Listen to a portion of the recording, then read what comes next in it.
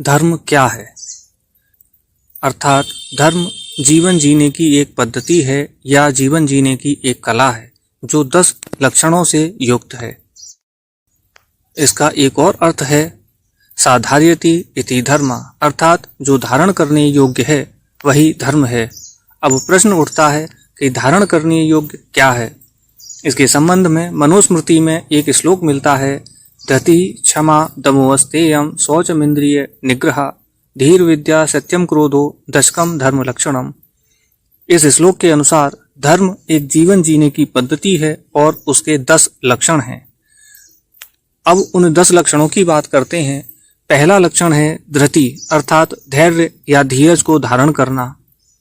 दूसरा लक्षण है क्षमा, अर्थात क्षमाशीलता को धारण करना। तीसरा लक्षण है दम, अर्थात संयम से धर्म में लगे रहना।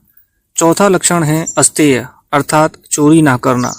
पांचवा लक्षण है शौच, अर्थात तन और मन की पवित्रता, अर्थात शरीर के भीतर और शरीर के बाहर की शुद्धता का ध्यान रखना।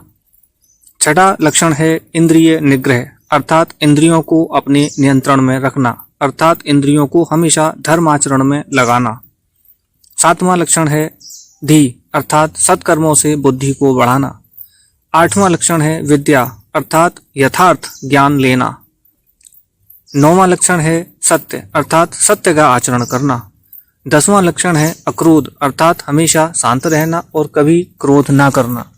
यही धर्म के 10 लक्षण हैं और इन्हीं 10 लक्षणों से युक्त जो जीवन जीने की पद्धति है वही धर्म है।